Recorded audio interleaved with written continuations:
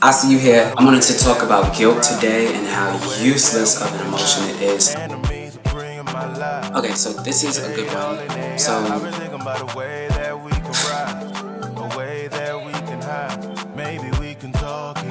what up, bye babes? Okay, so I'm back at it with a new video, but I'm in a new environment. I just moved into my new place. I told y'all that I was moving about a month ago because of COVID, and I'm finally here, and I really like this place. I have a nice little backyard, and even though this is only a room, it feels like it's my spot. Like I have my spot to myself. So far, so good. And I'm still testing out like this camera angle. So this is me sitting on my bed. I was thinking maybe I'll also like sit on the couch eventually and have a video from that angle. But I don't know. Let me know what y'all think in the comment section below, whether you like this new layout or not. I wanted to answer a question that I saw on my timeline this week, and the question was, is it possible to be attracted to the same gender and not want to be in a relationship with them?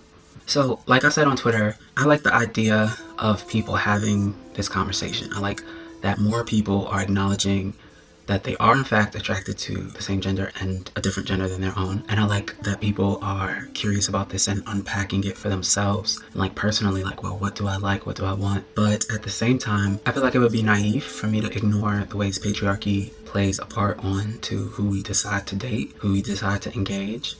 And like I've made these other videos about how do I stop being afraid of dating men. It is a real fear, you know, and patriarchy tells us that only a relationship with a different gender than our own is legitimate.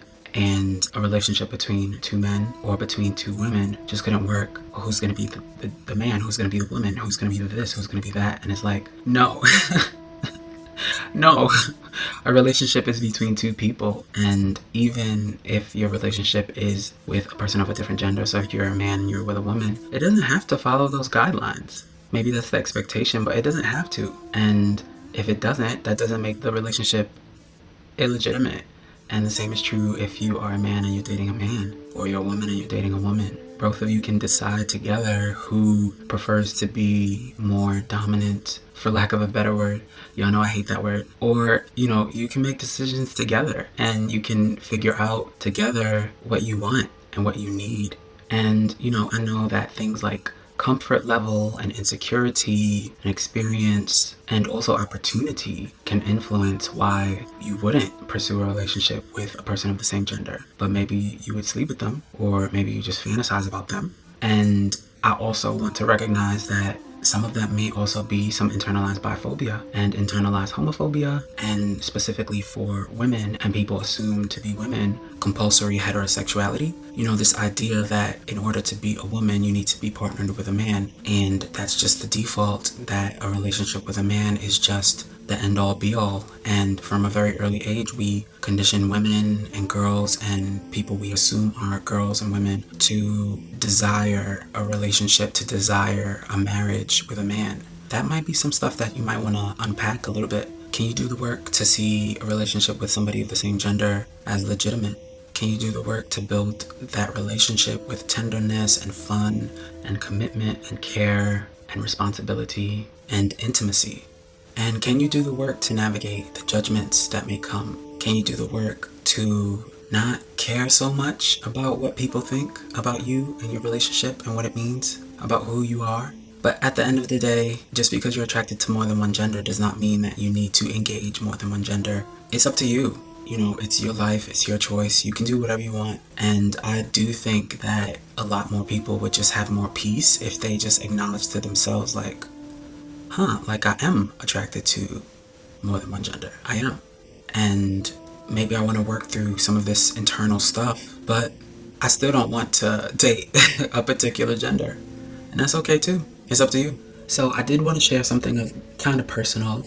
So I went on a show called Two Bi Guys, and I know that is how some of you may have even found my channel. On the show, I said something along the lines of like, yeah, for years I was not open to the idea of engaging with women whatsoever. I was healing and I just wasn't into it. I just was like, nah, I'll just date men.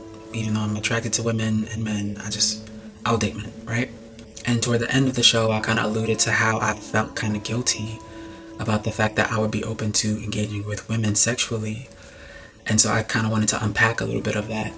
Basically, I felt guilty because I was like, is this me being misogynistic? Is this me only thinking that women are good for, sex? And like, I don't believe that at all. Like, I don't see women only for their bodies or only for sex or anything like that. But at the time I was on that show, I couldn't even imagine being in a relationship with a woman because so many women that I've encountered, both straight and bisexual, have this expectation for me, and they were like comparing me to, straight guys that they've been with, and I'm not straight.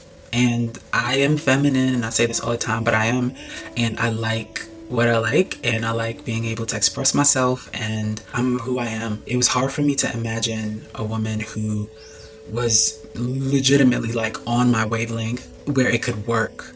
It's one thing to live life on the internet and everybody's like, oh my god, we love you, everybody loves you, we're so accepting, the world has progressed. And then it's another thing to actually meet people. It's actually to meet somebody that you're attracted to and is attracted to you, and then y'all start getting to know each other, and you notice that they're used to dealing with straight men and they have an expectation for how men should be. And if you don't hit those boxes for them as a man, well, what's the point of being with a man? Because men are supposed to tick these boxes. Men are supposed to be these kinds of ways, or take charge, or be like this, or say these things, or do these things.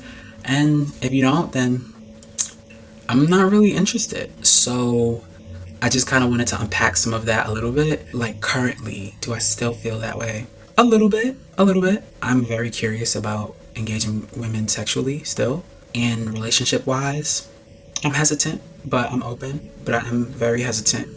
I don't know, I just feel like I've done so much work on appreciating my femininity and appreciating my queerness. Having conversations like this about patriarchy and about transgender people, and I could not imagine being with a woman who was not having those conversations as well and was not divesting from patriarchy. And a lot of women that I meet, they are very invested and they could give two shits about the LGBT community. So that's why I'm saying, like, I could imagine myself being sexual, but the other stuff, maybe. Still a little hesitant, but I'm proceeding with caution is what I will say. So those are some of my thoughts, and I just wanted to share them with you. Please let me know what you think about this topic in the comment section below. If you made it this far, please leave me some hearts. And if you would like to help out in any way, my Cash App and Venmo is right down below in the description box, as is my wish list. I'll see you next time. Bye, babes.